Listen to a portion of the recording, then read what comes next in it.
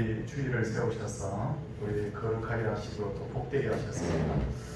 하나님께서는 우리가 마음으로 하나님을 믿는 것도 귀하게 여기시지만 하나님의 전전에 와서 예배하는 것을 얼마나 기뻐하시는 일입니다. 오늘도 하나님이 기뻐하는 그 은혜 예배가 되기를 바랍니다. 우리 옆에 분들과 인사하고 예배 드리겠습니다. 인사하겠습니다. 반갑습니다. 잘 지내셨습니까? 이제 묵상기도함으로 예배를 시작하겠습니다.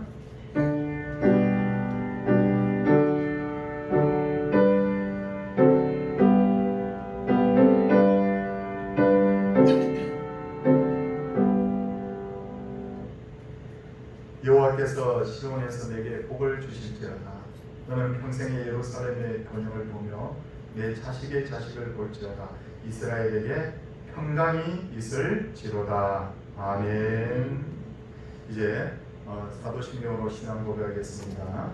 나는 전능하신 아버지 하나님 천지의 창조주를 믿습니다. 나는 그의 유일하신 아들 우리 주 예수 그리스도를 믿습니다.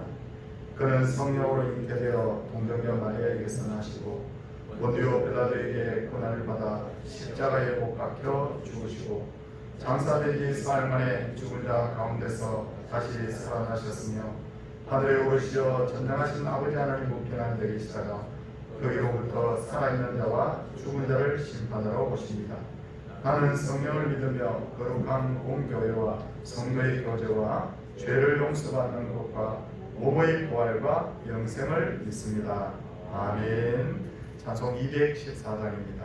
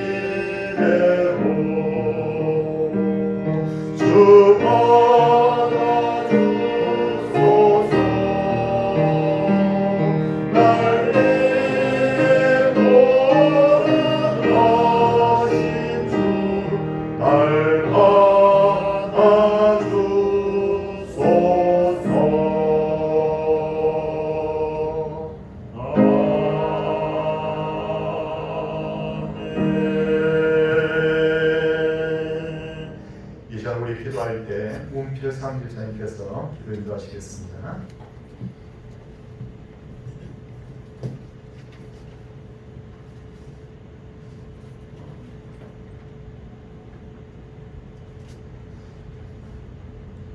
은혜가 풍성하신 하나님의 아버지, 우리를 사랑하셔서 영원한 생명을 주신 주님께 감사를 드립니다. 우리의 연약함을 도우시는 주님, 늘 우리와 함께 하심을 주여 감사를 드립니다. 오늘도 거룩한 예배의 자리로 인도하여 주시니 주여 감사를 드립니다. 사랑에 많으신 하나님 아버지, 하나님의 자녀로서 주님의 말씀대로 살지 못하고 여러가지 부족함이 많음을 주님에게 하오니 주여 용서하여 주시옵소서. 나의 신앙생활을 날마다 뒤돌아보며 부족한 것 깨우치게 하여 주시옵소서. 주신 말씀에 순종하며 주는 그리스도여 살아계신 하나님의 아들임을 증거하며 영원한 생명이 있는 천국을 소망하는 믿음의 확신을 가질 수 있도록 주여 도와주시옵소서. 우리 교회가 주님의 크신 은혜로 안식과 소망을 이루는 은혜의 동산이 되게 하여 주시옵소서. 우리에게 주어진 사명을 잘 감당하게 하여 주시고 모든 성도들이 큰 힘과 사랑으로 봉사하게 하여 주시옵소서. 주님께서 우리에게 베풀어 주신 사랑을 본받아 서로서로 미움 없이 용서하고 보듬으며 사랑이 넘치고 기쁨이 넘치는 교회가 되게 하여 주시옵소서. 우리의 질고와 고통을 아시는 주님, 이 시간 우리 모두 소망을 가지고 기도드립니다. 이 나라와 세계 만국이 질병으로 인하여 많은 고통 속에 있습니다. 주님이 크신 은혜로 고침을 주셔서 평온의 날이 올 수 있도록 주님 도와주시옵소서. 하나님의 보살핌 먹히는 피조물인 우리가 이 땅에 살아갈 수 없음을 깨우치는 시간들이 되게 하여 주시옵소서. 병중 있는 한우들 주님 이루하여 주시고 치료의 은혜를 내려주셔서 그 고통에서 벗어나 주님을 찬양하게 하여 주시옵소서. 우리 모두가 원하고 바라는 소망이 이루어질 수 있도록 주님 은혜 베풀어 주시옵소서. 교회 모든 일과 일정이 속히 계속되고 정상화될 수 있도록 주님 도와주시옵소서. 이 시간 말씀을 전하는 목사님 주님 함께 하셔서 거룩한 생명의 말씀을 은혜롭게 전하게 하여 주시고 말씀을 듣는 우리 모두가 변화를 받아 주신 사명 잘 감당하며 천국을 소망하는 믿음 위에 굳게 서게 하여 주시옵소서. 오늘 이 시간 주님께 드리는 예배가 온 마음과 정성을 다하여 하나님의 영광을 위하여 드리는 하나님께서 기쁨으로 받으시는 기쁨으로 드리는 은혜로운 거룩한 예배가 되게 하여 주시옵소서. 감사를 드렸고 오늘 말씀 우리 주 예수 그리스도 이름으로 기도드렸나이다. 아멘.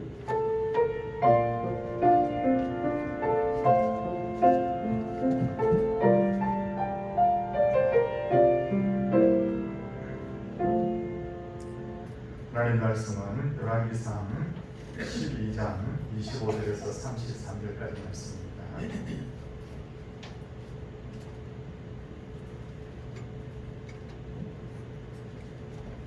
열왕기상 12장 25절부터 33절까지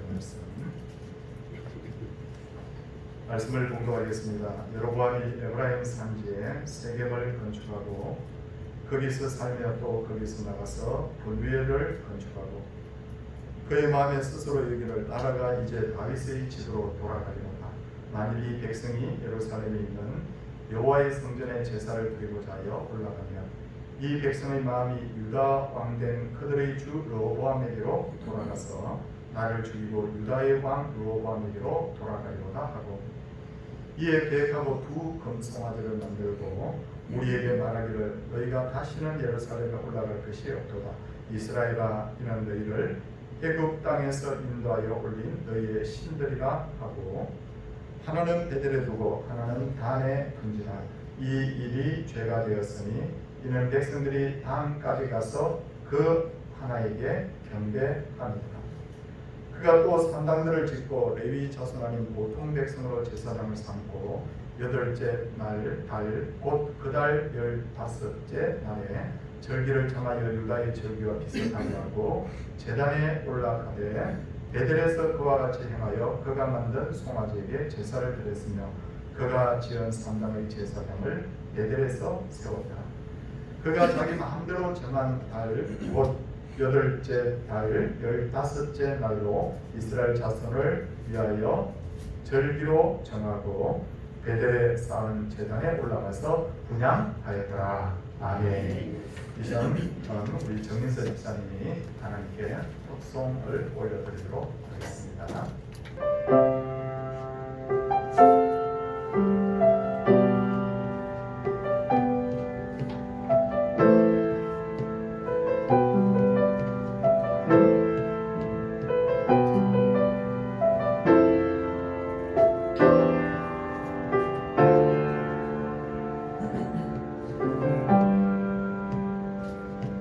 주님 내가 여기 있사오니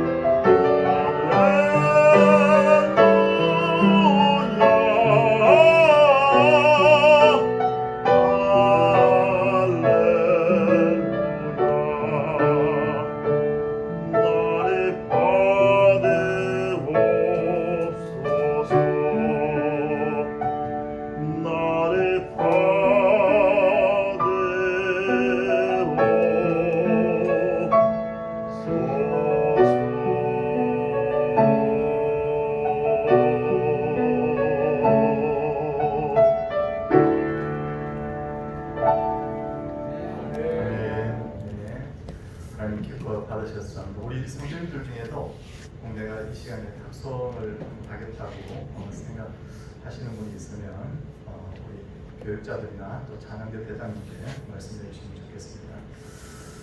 12지파의 연합체로 구성된 이스라엘 나라는 120년간 통일 왕국으로 존재를 했었는데 그 120년 동안 사울과 다윗과 솔로몬이 각각 40년씩 나라를 다스렸습니다.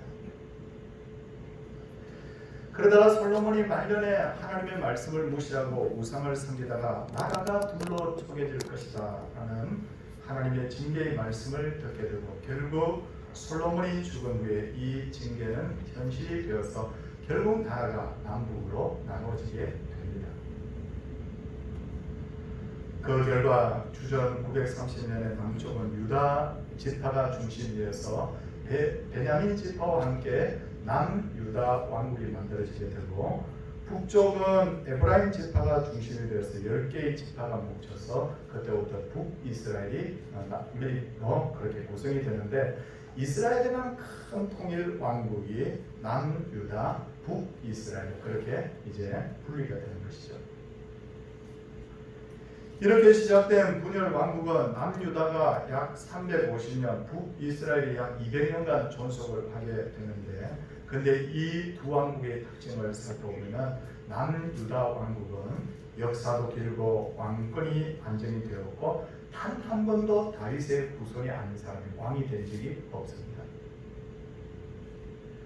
그에 대해서 북이스라엘은 약 10번의 쿠데타가 일어납니다. 10번의 반역이 일어나고 그리고 계속해서 외침을 받아서 평안한 날이 없었습니다. 겉으로 보기에는 북이스라엘이 10지파, 남유다가 2지파. 그러니까 근거 면에서는 북이스라엘이 남유다보다 5배나 큽니다. 거기다가 나중에 군대의 수가 성경에 종종 이렇게 등장하는데 북이스라엘이 남쪽보다도 훨씬 군대의 수도 훨씬 많았던 거예요. 땅덩이도 크고 인구도 많고 군대의 수도 많고 땅의 어떤 질적 측면에서 봐도 이스라엘은 북쪽으로 올라가면 올라갈수록 숲이 많고 농지가 많고 물도 강수량도 많기 때문에 모든 것이 북이스라엘에게 바로 유리한 상황이었다는 거예요. 그런데 왜 북이스라엘은 남유다에 비해서 훨씬 어려움을 겪다가 왜 망했을까? 왜 일찍 망했을까? 규모도 크고 모든 면에서 뛰어났던 북이스라엘이 왜 남유다에 비해서 훨씬 많은 어려움을 겪었을까? 오늘 그 말씀의 이 키포인트가 바로 이겁니다. 몇 가지 이유를 살펴보면서 우리가 함께 은혜를 누리고자 하는데 제일 첫 번째 이유가 뭐냐면 기초를 잘못 놨기 때문에 북쪽 10지파의 지지를 받고 북이스라엘 왕국의 왕이 된 여로보암은 금송아지를 만들어 놓고 여호와 하나님이 너희를 애굽에서 인도하는 게 아니에요. 이 금송아지가 바로 하나님. 이렇게 하면서 백성들을 하여금 금송아지를 하나님으로 섬기게 했는데 여로보암이 이렇게 했던 것은 바로 전에 애굽에서 망명 생활을 하면서 아마 거기서 금송아지를 신으로 섬긴 것을 아마 배웠던 것 같아요. 둘째로 산당들을 짓고 레위 자손 아닌 보통 백성으로 제사장을 삼았고 유월절, 맥추절, 수장절 이런 절기들 제 마음대로 임의로 만들어서 백성들로 하여금 이 절기를 지키도록 한 거예요. 이와 같이 북이스라엘이라는 나라는 기초부터 잘못된 거예요. 기초가 잘못 놓이다 보니까 백성들이 하나님 경외하지는 않습니다. 백성들이 자기 마음대로 그냥 이렇게 신앙생활 하면 되는 줄로 그렇게 생각을 했던 거예요. 이게 바로 북이스라엘이 망한 첫 번째 원인이라는 거예요. 그러다 보니 계속해서 반역이 일어났고 재앙이 그칠 날이 없었고 결국 200년 만에 나라가 망한 것인데 기초가 이렇게 중요한 거예요. 기초라는 것이 정말 하나의 단추를 어떻게 꿰느냐에 따라서 그 위에 모든 것이 결정되는 것이 바로 기초라는 거예요. 역사를 살펴보면 통일 이스라엘의 왕국이 된 다윗은 굉장히 좋은 정책들을 많이 세웁니다. 제가 다윗이 세운 여러 가지 정책들을 한 10가지 정도를 제가 이렇게 나열해서 말씀을 드릴 수가 있는데, 그 중에 대표적으로 2가지 정책만 이 시간에 말씀을 드리고자 하면, 통일 이스라엘의 왕이 된 다윗은 헤브론에서 이스라엘의 수도를 예루살렘으로 옮겼어요. 성도님들, 그냥 예루살렘으로 그냥 옮겼거니라고 그렇게 생각하시면 안 되는 이유가 뭐냐면, 그게 다윗의 계획이 있었던 거예요. 그 이유가 뭐냐? 그 당시에 예루살렘은 어떤 지파에도 속해 있지 않는다는 거예요. 여부스 족속이라는 가나안 족속이 차지하고 있었습니다. 근데 왜 여기에 수도를 옮겼느냐면, 이 예루살렘이 12지파 전체로 볼 때 비교적 중심지에 있습니다. 그리고 어느 지파에도 속해 있지 않는 땅이었기 때문에 백성들이 유다 지파만 생각하는 다윗이 아니구나, 자기가 유다 지파라고 해서 유다 지파만 생각하는 게 아니구나, 그렇게 해서 백성들의 마음을 얻어버렸던 거예요. 또 하나는 뭐냐? 이스라엘 12지파의 사람들을 마음으로 다 품었어요. 적장의 그 장수였던 자를 자기의 군대 장관으로 삼고, 그쪽 지파에 속해 있던 사람을 자기 아내로 삼고, 이런 어떤 정책들을 성경에서 우리가 읽어보면 다윗이 정말 성군의 어떤 자질이 있었구나 하는 것을 알게 되죠. 근데 다윗이 결정적으로 실수한 것이 하나 있는데, 그게 뭐냐면 하나님만 의지하지 않고 주변국들과의 관계를 좋게 하기 위해서, 이거 왕들마다 실수하는 건데, 그게 뭐냐면 이방 여인들을 자기 아내로 들이는 거예요. 솔로몬만 그런 게 아니에요. 다윗도 그랬습니다. 내가 이방인들과 잘 지내야지, 주변국들과 잘 지내야지 하고 이방 여인과 결혼한 대표적인 인물이 누구냐면 그술왕 달메의 딸 마아가. 성경 읽다 보면 싹 어떤 읽었던 것 같은 그런 어떤 기억이 조금 날 수도 있습니다. 하나님께서는요, 이방인이라고 하더라도 하나님 믿는 백성하고 결혼하는 건 관계없다는 거예요. 근데 그술왕 달메의 딸 마아가는 하나님 믿지 않는 사람이었는데도 다윗이 그걸 무시하고 자기 아내로 맞아들인 거예요. 다윗의 아내가 굉장히 많았거든요. 그 중에 하나 그런 여자 하나 드린다고 해서 뭐가 문제야? 근데 아니었습니다. 기초가 잘못 놓였을 때 사고가 났어요. 그술왕 달메라는 여인이 아들을 낳게 되는데, 그 아들이 누구냐?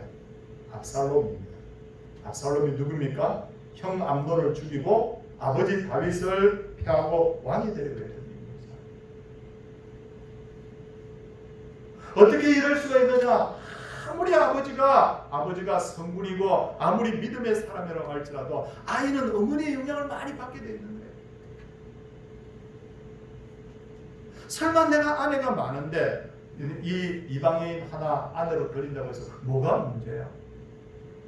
그 기초 하나 잘못 놓인 것 때문에 다윗 왕국이 무너질 뻔했습니다. 알고 계시죠? 압살롬 반역 사건 때 다윗이 맨발로 머리를 풀어헤치고 올라가며 울며 하나님 앞에 어떻게 이렇게 됐냐고 탄식하는 그 모습들을 성경에서 볼 때, 그때 다윗의 마음에 기초를 잘못하구나 하는 생각을 얼마나 부여하면서 많이 했겠냐는 거예요. 다윗만 그런 게 아니에요. 솔로몬의 뒤를 이어서 왕이 된 솔로몬의 아들 르호보암도 무지하에서 마침내 나라가 둘로 쪼개지죠. 왜 이런 일이 일어났는가? 열왕기상 14장 21절을 보면 솔로몬의 아들 르호보암은 이렇게 말씀을 시작하는데, 그 끝부분에 어떻게 되어 있느냐면 그의 어머니의 이름은 나아마요 암몬 사람이다. 성도님들, 제가 뭘 말씀드리려고 하는지 아시겠죠?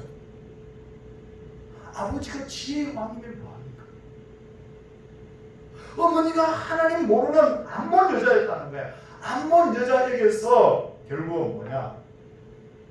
아무 신앙을 배울 수가 없었던 그 르호보암이 결국 나중에 문제를 일으켜서 나라가 쪼개져 버린 거예요. 우리나라에서는 유치원 교사, 초등 교사, 중등 교사, 고등 교사, 대학 교사가 있으면 대학교 교수님을 제일 그래도 우리가 그래도 우러러 보지 않습니까? 근데 이스라엘에서는 유치원 교사를 제일 하죠. 유치원 교사가 되려면 공부도 좀 비교적 많이 해야 되고, 유치원 교사는 조건이 있는데 반드시 아이를 낳아서 길러본 여자예요. 우리는 유치원 교사 제일 선호하는 것이 20대, 30대 젊은 여성인데, 그게는 유치원 교사들이 비교적 나이가 다 많아요. 왜 그분들이 대학 교수님도 존경하고 중고등학교, 초등학교 교사님도 교사도 다 좋아하지만 유치원 교사를 제일 놓치느냐면 기초가 중요해요. 기초 잘못 놓으면 아무리 좋은 것을 그 위에 먹여도 소용없다는 것을 이 사람들이 알기 때문에 그렇습니다. 우리 교회하고 그렇게 썩 멀지 않은 서울의 대형교회 모 목사님, 어렸을 때 시골에서 상경을 했는데 서울역에 딱 도착해서 두리번 하고 있으니까 10몇 살 때 상경을 했대. 소매치기들이 그 목사님, 어린 목사님을 끌고 간 거예요. 끌고 와서 밥을 주면서 뭘 가르치느냐면 소매치기 기술을 가르치는 거예요. 근데 그 소매치기들이 하는 말이, 어렸을 때 손이 굳어지지 않았을 때부터 소매치기 기술을 가르쳐야 된다. 손이 아주 굳지 않을 때부터 이 소매치기 기술을 가르쳐야 된다. 우리 오늘 반주자도 반주를 열심히 했는데 손이 굳어버리면 그때는 약간 연습을 많이 해도 이 피아노를 잘 칠 수가 없는 거예요. 기초라는 것이 이렇게 중요하다는 거예요. 대체로 모태신앙인 분들이 신앙이 뜨겁지 않은 경우들이 많다고 그러죠. 그래서 한 번씩 농담으로 이렇게 이야기합니다. 모태신앙은 모태신앙이라고. 뭘 시키면 못해, 안 해, 그런 말을 자주 한다는 거예요. 왜 그런가 그 이유를 찾아보면 자기의 의지에 관계없이 어렸을 때부터 교회를 다녔기 때문에. 근데 참 놀라운 것은요, 모태신앙을 가진 사람은 당황하고 달성해도 결국 하나님 앞에 돌아와요. 나이 들어서 교회 나온 사람들은 내 교회 마음에 안 들어, 다음 주 때문에 절에 갈 거야, 이런 사람들도 종종 나오는데, 모태신앙은 내가 교회 마음에 안 들어, 절에 갈 거야, 없다는 거예요. 뺑뺑뺑 돌다가 결국은 하나님 앞에 나오는 이유가 뭐냐면 그 신앙의 뿌리가 있기 때문에, 기초가 있기 때문에. 그러므로 신앙교육은 어렸을 때부터 해야 합니다. 가장 따뜻하고 지혜로운 말로 신앙을 가르쳐야 돼요. 그러면서도 분명하게 가르쳐야 돼요. 그러면서도 반복적으로 가르쳐야 돼요. 잠언 22장 6절은 이렇게 말합니다. 마땅히 행할 길을 아이에게 가르치라. 그리하면 늙어도 그것을 떠나지 아니하리라. 탈선하고 방황하고 자기 나름대로 막 이렇게 세상을 살다가도 결국 나중에 길이 막히면 하나님 찾을 수 있다. 교회 처음 나온 새신자도 기초가 중요해요. 교회 나와서 처음에 어떤 분을 만나느냐에 따라서 그분의 신앙 성격이 결정이 됩니다. 교회가 말이야, 뭐가 말이야, 비판하는 사람을 만나면 아주 비판적인 사람이 되는데, 진짜 신앙이 경건하고 정말 하나님을 아름답게 섬기는 분과 교제하면 나도 모르게 그분을 바뀌게 되는 거예요. 나라의 건강을 세우는데도 기초가 중요하죠. 과거 역사를 보면 신앙 중심으로 세워진 나라치고 부강하지 않은 나라는 없어요. 그런데 탐욕과 물질 중심으로 세워진 남미에 대한 말씀을 제가 전해드렸는데 마피아가 모든 걸 다 좌우합니다. 남미의 어느 나라는 검찰총장이 될 사람을 뽑는데 아무도 안 하려고 그러는데, 왜냐하면 마피아들이 말을 안 들으면 검찰총장도 그냥 죽인다는 거예요. 이게 왜 그런가 하면 살펴보면 기초가 잘못 놓였기 때문이에요. 정말 중요한 것이 뭐냐면 기초 바로 세우는 것. 여러분이 기초 하나 잘못 놓은 것 때문에 결국 그 나라가 그렇게 큰 어려움을 당했다는 거예요. 둘째로 북이스라엘이 어려움을 겪고 빨리 망한 이유는 뭐냐면 과거와 단절이 되었기 때문에. 과거와 단절이 되었기 때문에. 오래전에 이스라엘 백성들은 여호수아의 인도로 요단강을 건너서 가나안 땅에 들어갔습니다. 몇 년 만입니까? 470년 만이에요. 왜 470년이냐? 애굽에서 430년간 노예 생활하고 광야를 40년 걸어왔기 때문에 합이 470년 만이에요. 470년 만에 자기의 고국으로 돌아온 겁니다. 어떻게 해야 됩니까? 요단강 건너고 나서 잔치해야 되잖아요. 북을 치면서 하나님 앞에 막 이렇게 뛰면서 춤추며 기뻐해야 되잖아요.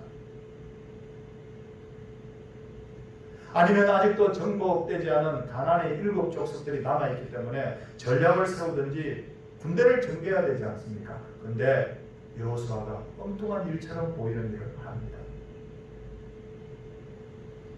방금 전에 건너왔던 그 요단강 바닥에서 12개의 돌을 가져다가 길갈에다가 돌비를 만드는 거예요. 돌 하나하나 각 지파를 대표하는 돌 하나하나를 12개를 쌓아놓고 온 백성들이 보는 앞에서 여호수아가 뭐라고 말합니까? 후일에 너희의 자손들이 그들의 아버지에게 묻기를 이 돌들은 무슨 뜻이니까 하거든 너희는 너희의 자손들에게 알게 하여 이르기를 이스라엘이 마른 땅을 밟고 이 요단을 건넜습니다. 너희의 하나님 여호와께서 요단물을 너희 앞에서 마르게 하사 너희를 건너게 하신 것이 너희의 하나님 여호와께서 우리 앞에 홍해를 말리시며 우리를 건너게 하신 것 같았다. 이는 땅의 모든 백성에게 여호와의 손이 강하신 것을 알게 하며 너희가 너희의 하나님 여호와를 항상 경외하게 하려 하십니다. 그렇게 말합니다. 자녀들이 절대로 하나님의 하신 일을 잊어버리지 않도록 해라. 하나님이 과거에 베푸신 그 은혜를 잊어버리면 너희들 망하는 거야. 여호수아가 이걸 강조하고 싶었던 거죠. 이스라엘의 역사는 하나님과 동행한 신앙의 역사였습니다. 하나님께서는 아브라함을 통해서 이스라엘을 시작하셨고 다윗을 통해서 신종 국가를 시작하셨습니다. 근데 오늘 보면 26절을 보면 북이스라엘을 건국한 여로보암이 어떻게 합니까? 26절 말씀에 보니까 뭐라고 말합니까? 그의 마음에 스스로 이르기를 나라가 이제 다윗의 집으로 돌아가리라 하면서 백성들로 하여금 하나님의 성전이 있는 예루살렘으로 가지 못하도록 하기 위해서 금송아지를 단과 베델에 만들어 놓고 그것을 하나님으로 알고 섬기라 그렇게 하는 거예요. 과거 단절이에요. 이것 때문에 북이스라엘 사람들은 과거에 하나님께서 베푸신 은혜들을 잊어버리고 말았죠. 은혜 떠나면 어떻게 되느냐? 신앙생활만 망가지는 게 아니에요. 돈이 생기니까 방탕한 생활을 즐깁니다. 하나님 방법 아닌 인간의 방법으로 국가를 경영하다가 스스로 올무에 빠지고 말죠. 결국은 뭡니까? 하나님께서 하늘의 문을 닫아 비와 이슬이 내리지 않게 하셨어요. 과거를 잊은 나라에는 재앙밖에 없다는 것을 하나님께서 가르쳐 주신 거죠. 다음 주일이 무슨 날입니까? 맥주감사절. 저 솔직히 맥주감사절 되면 목사는 좀 부담이 평소보다 좀 큽니다. 목사님 뭐가 큽니까? 맥주감사절에 대한 내용이 성경에 많이 없거든요. 근데 작년에 했던 설교, 재작년에 했던 설교 똑같이 못하잖아요. 그러니까 목사는 이 제한된 본문으로 말씀을 전한다는 게 사실 좀 부담이 돼요. 성도님들의 입장도 크게 다르지 않으리라 생각합니다. 아니 맥주절, 아니 뭐 작년에도 비슷하고 재작년에도 비슷하고 뭐 이런데 사실 이렇게 계속해서 비슷하게 우리가 맥주절 이렇게 지켜야 되냐? 그런 생각이 들 수도 있어요. 근데 왜 이스라엘 백성들에게, 왜 우리에게 맥주절을 하나님께서 지키라고 하셨느냐면 과거를 잊지 말라는 거예요. 이런 영적인 원리를 잘 알고 있었던 모세는 120살이 된 모세가 가나안 접경지인 요단 동편에 백성들을 모아놓고 120살 된 모세가 죽기 전에 그 백성들을 향하여서 마지막 설교를 합니다. 그 설교가 세 편의 설교를 하는데 그 설교의 내용은 간단합니다. 하나는 뭐냐? 지금까지 하나님께서 이스라엘 백성들이 베푸신 은혜를 설명합니다. 두 번째는 뭐냐면 너희들이 장차 가나안 땅에 들어가서 지켜야 될 율법을 설명합니다. 이걸 우리가 뭐라고 합니까? 요단 동편에서 모세가 마지막으로 한 설교 3편, 이걸 뭐라고 말하냐면 신명기라고 합니다. 그러니까 신명기에는 새로운 내용보다도 하나님께서 지금까지 하셨던 일, 그리고 하나님께서 앞으로 하나님 앞에서 해야 될 율법에 대해서 요약한 책이라는 거예요. 그런데 모세가 신명기의 말씀을 백성들에게 전하면서 가장 많이 했던 말이 뭐냐면 잊지 말라는 거예요. 잊지 말라. 신명기 4장 23절 잊지 말라. 6장 12절 잊지 말라. 9장 7절 잊지 말라. 25장 19절 잊지 말라. 하나님이 행하신 일과 하나님이 주신 율법 잊으면 너희들 끝이야. 그 말씀을 지금 신명기에서 하고 있는 거예요. 그런데 여호수아서 제일 끝장 24절에 4장에 뭐라고 되어 있느냐면 전에도 말씀을 드렸는데 여호수아와 장로들이 사명할 동안에는 백성들이 여호와를 섬겼다. 근데 여호수아와 장로들이 죽고 나면은 이 백성들의 마음이 하나님으로부터 다 멀어졌다. 그 시대가 무슨 시대냐면 사사시대. 하나님 뜻대로가 아니라 사람 좋은 대로 살았던 시대가 바로 사사시대라는 거예요. 단재 신채호 선생은 역사를 잊은 민족에게는 미래가 없다고 했습니다. 다음 주일이 맥주 감사절이에요. 이날 헌금도 하고 우리가 코로나만 아니면 또 뭔가 또 의미 있는 행사도 하는 것이 좋겠죠. 그런데 제일 중요한 게 있어요. 하나님께서 내게 베푸신 은혜가 무엇인지를 되뇌어요. 하나님에 대한 그 감사의 마음이 없는 맥주질이라고 하면 형식밖에 없습니까? 이 시간 저는 이렇게 선포합니다. 하나님의 은혜를 잊은 교인과 교회는 미래가 없다. 셋째로 이스라엘이 재앙을 당하고 일찍 망한 이유는 신앙의 알맹이가 없이 흉내만 내기 때문입니다. 32절 말씀 잠시 보시겠습니까? 32절 말씀에 보니까 여덟째 날 곧 그 달 여섯째 달 날에 절기를 정하여 유다의 절기와 비슷하게 하고 라고 했습니다. 여기서 핵심 말씀이 뭐냐면 비슷하게 라는 거예요. 북이스라엘을 건국한 여로보암은 모든 걸 비슷하게 했습니다. 다음에다가 제단도 예루살렘에 있는 제단하고 비슷하게. 전에 이스라엘 가신 분들 그 단까지 가봤잖아요. 우리가. 제사장도 일반 백성들 세우지만 비슷하게 만듭니다. 절기도 비슷하게. 근데 뭡니까? 그건 알맹이 없는 껍데기라는 거예요. 성도님들, 우리가 신앙에 있어서 가장 중요한 게 뭐냐면 디모데후서 3장 5절을 보니까 오늘 이 시를 진단하기를 경건의 모양은 있으나 경건의 능력은 부인한다. 무슨 말입니까? 알맹이 없다. 껍데기밖에 없다. 그렇게 진단하고 있는 거예요. 지금 우리나라 교회들을 이렇게 한번 보시면 성도님들, 우리가 진짜 핵심이 뭔지를 좀 꿰뚫어 볼 수 있어요. 교회의 능력이 어디서부터 나옵니까? 막 우리가 머리를 맞다고 회의를 많이 한다, 그게 아니라고 봐요. 교회의 능력은 어디서부터 나오냐면 눈물에서 나옵니다. 교회의 능력은 뭐냐면 하나님의 은혜 구하는 데서부터 나오거든요. 옛날보다 예수 믿는 사람이 훨씬 많고 훨씬 똑똑하고 훨씬 교회가 많은 것을 가지고 있는데도 불구하고 사회에 영향력을 끼치지 못하는 이유가 뭐냐면 알맹이 없는 껍데기 때문에 그렇습니다. 사랑하는 성도님들, 다음 주에 어떤 것을 가지고 맥주절에 나오시겠습니까? 저는 한번 이 설교 말씀을 준비하면서 그런 마음을 한번 가졌어요. 내게 베푸신 은혜가 뭘까를 한번 되어봤어요. 와, 은혜가 너무 많은 거예요. 도저히 목사의 길을 갈 수 없는 사람을 하나님께서, 제가 중학교 3학년 때부터 하나님 저 목회의 길을 가겠습니다, 상황이 아닌데도 그렇게 기도했는데 하나님께서 빈틈없이 역사하셨다. 이루어주셨다. 하나님 제가 좀 다 예수 믿게 해주세요. 한 명도 예수 믿는 사람 없는데 다 예수 믿어요.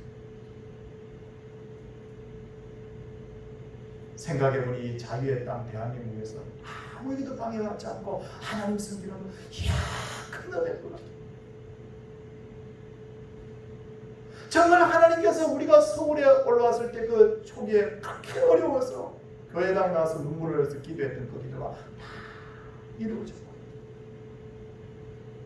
성도님들 다음 주에 헌물을 준비하고 이런 것도 중요하지만 정말 알맹이 준비해야 돼요. 알맹이 준비. 알맹이 준비가 뭐냐면 하나님께서 내게 베푸신 은혜를 하나님 앞에 가지고 나오는 그런 맥주절이 되기를 바랍니다. 이것 빠져버리면 알맹이 없는 껍데기밖에 없어요. 은혜 잊은 민족 안 됩니다. 하나님의 그 주신 과거의 그 역사를 잊으면 안 됩니다. 알맹이를 잊으면 안 됩니다. 철저히 하나님께서 베푸신 은혜를 기억하고 진정으로 감사한 그런 날이 되기를 주님의 이름으로 소원을 드립니다. 우리 함께 찬송하도록 하겠습니다. 429장입니다.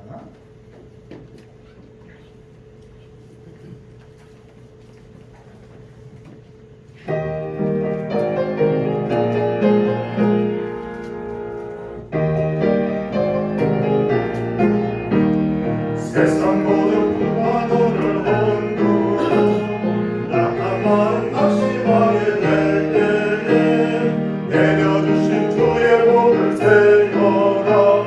주의 주신 복을 내가 알리라. 받은 복을 세어 보아라. 주신 복을 내가 알리라. 받은 복을 세어 보아라.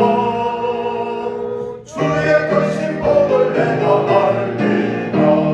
세상 근심 걱정 너를 두르고 십자가를 등에 지고 나갈 때 주가 내게 주신 복을 세워라. 두려움 없이 항상 찬송하리라. 받은 복을 세어 보아라. 주신 복을 내가 알리라. 받은 복을 세어 보아라. 주의 주신 복을 내가 알리라. 세상 문제를 함께 버릴 때 주만 믿고 낙심하지 마라. 천사들이 너를 보호하리니 염려 없이 앞만 보고 나가라. 받은 복을 세어 보아라. 주신 복을 내가 알리라. 받은 복을 세어 보아라. 주의 주신 복을 내가 알리라. 하나님 앞에 드린 귀한 헌물들에 적힌 감사의 제목들을 제가 읽도록 하겠습니다. 일상이 멈춘 듯한 가운데서도 신이 찾아와 주셔서 위로해 주시는 주님의 은혜 감사합니다. 주의 은혜로 새 힘을 얻게 하옵소서. 주님의 선하심과 긍휼하심이 있어 인도하시니 감사합니다. 하나님 범사에 감사드립니다. 하나님 아버지 40년간 직장생활 은혜 주시고 채워주셔서 감사드립니다. 범사에 감사드립니다. 하나님 앞에 귀한 장학예물 드렸고 감사해서 범사에 감사해서 예물 드렸습니다. 기도하도록 하겠습니다. 하나님, 사실 요즘 코로나와 여러 가지 상황들이 저희들을 참 힘들게 하는 것이 사실이에요. 어떻게 생활을 해야 되고 먹고 살아야 될지에 대한 미래의 걱정도 있고 또 풀리지 않는 문제들을 안고 있는 분도 계시고 또 어떤 분들은 병석에 누워서 왜 이렇게 내가 어려움을 당해야 되느냐고 한탄하는 분도 있을 줄 압니다. 그러나 이 어려움 중에서도 감사를 잊지 않고 지난날 베풀어 주신 하나님의 은혜를 떠올리는 그런 진정한 신앙인들이 되게 하옵소서. 은혜를 잊은 민족, 과거를 잊은 민족은 껍데기밖에 없는 줄 압니다. 비슷하게 한다고 해도 그것이 참된 하나님 앞에서의 신앙이 아닐진데 우리의 마음들이 다 오로지 하나님께 향하여서 진정한 감사와 진정한 믿음을 우리가 날마다 추구해가는 아름다운 교회 되게 하옵소서. 하나님, 우리의 신앙이 쾌락의 신앙이 아니고 이기적 신앙이 아니고 자기만 위하는 신앙이 아니라 하나님의 뜻을 기뻐하는 그런 신앙이 되게 하옵소서. 한국교회가 하늘에서 하나님의 뜻이 이루어진 것 같이 이 땅에 하나님의 뜻을 이루는 교회가 되게 하여 주시옵시고, 코로나 재앙은 언젠가 지나갈 텐데 하나님 이때에도 이 위기 상황 속에서 신앙을 잘 지켜가는 하나님의 사람들 되게 하옵소서. 병석에 누워있는 분들 하나님께서 이 시간에 찾아가 주셔서 위로하여 주시고 다음 주 맥주 감사님도 참 마음이 준비되어서 하나님 기뻐하는 예배 드리게 하옵소서. 귀한 예물들 주 앞에 올려드립니다. 하나님 받아 주시옵소서. 소득의 11조 귀한 것 주 앞에 드립니다. 하나님 앞에 감사의 마음을 드립니다. 성교 전도 예물과 하나님 앞에 건축 예물과 주정 예물 주 앞에 올려드렸습니다. 하나님, 이 모든 것이 과거의 두 랩동과 같이 되게 하옵소서. 주 예수 그리스도의 은혜와 하나님의 사랑과 성령의 감동 감화하심 주의 백성들에게 이제로부터 영원토록 함께 있을지어다. 아멘.